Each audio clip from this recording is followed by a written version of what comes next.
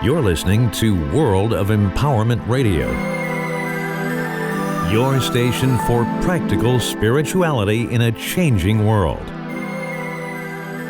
And here are your hosts, Aingeal Rose and Ahonu. Hi, you're very welcome. I am Ahonu, and this is my lovely Aingeal Rose. Now, many of you will remember that in January of 2019, I went into hospital for gallbladder removal, and we made a video about it and a podcast about it because it had life lessons, actually, didn't it, Aingeal Rose? It was quite a big issue, not only from a surgical point of view, but also for what it meant. And I discussed how I was galled by the whole thing and all of that. And I do refer you back to look at that because it'll put this little podcast and this video in context.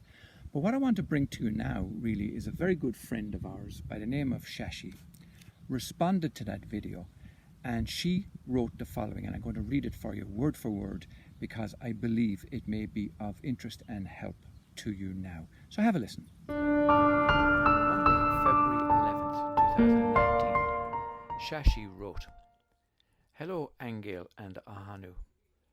I watched your 3 videos about manifesting, the joy box and a journey celebration. How lovely your 3 videos were. They brought in a few thoughts that I would like to share with you. First off, don't wait till the parts are gone before you celebrate them. A few months ago, my husband was complaining about how much his feet were hurting him. He has done this constantly for several years now, so I did a little pranic healing on them that night without telling him that I was working on his feet. He woke up the next morning and asked if I had worked on his feet because his feet were feeling marvelous. I said yes, and for the next couple of weeks his feet did not hurt at all. Well, about 2 weeks later he started to complain again, so I told him that I would work on them again that evening. And the next morning he woke up and said the treatment helped a little, but the pain was still there. So, a thought came in from Archangel Raphael for me to go into the emotion code book and find out what emotions were stuck in his feet. Lo and behold, the emotion of being taken for granted came up. I told him this and asked him how he felt that he was taken for granted. He couldn't think of anything that he felt he was being taken for granted for. I asked Source, and it came up that he was taking his feet for granted. I told him this, and he booed me, saying that was hooey.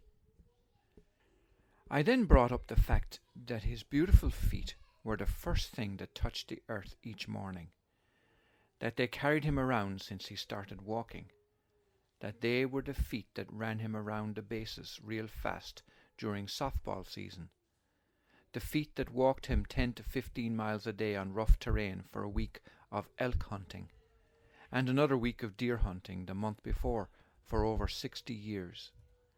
And all he could do was bitch about how his feet were hurting. So I mentioned that he would benefit if he praised and told his feet how much he appreciated them and all that they did for him. He looked skeptical. I left after that for a day of meetings. When I came home, there was a vase of roses waiting for me. He took my advice and his pain was gone. Another situation came up a month later where he was feeling a horrible pain in his back, like a very pinched nerve. After a day of complaints, I put my hand on the spot that it originated and then went back to the emotion code. It said that sorrow was stuck in there, so I asked him where his sorrow was coming from. He told me that he was having dreams the last few nights of our dog of 16 years that he had had to put to sleep. I suggested instead of thinking of that sad event, to start thinking of all the good times with the dog and appreciate the 16 years of love that he had and still has for the dog. And his pain vanished immediately. After the pain was released, I then worked with the pranic energy to clear the congested energy in his energy field.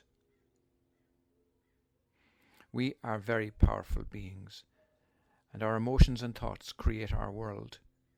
Your words about the reaction that we have and thinking about what does this mean to me is a way of unlocking a lifetime of pain and suffering that we are creating, as does appreciating our life and our bodies and praising what we have and what we are, and going even deeper within and discovering the joy and compassion and love for others and ourselves in our lives, and being happy with the lessons that we bring to ourselves to learn and experience.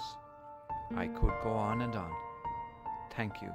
Love and light, Shashi. So we hope you got some thought-provoking ideas from that, and if you have been able to see any sort of correlations in your own life with illnesses that you have had or some condition, do write us and let us know, because we're interested in how other people perceive the events in their lives in this way. Till next time, blessings from myself, Ahonu, and from Aingeal Rose. You have been listening to Aingeal Rose and Ahonu on World of Empowerment Radio, your station for practical spirituality in a changing world.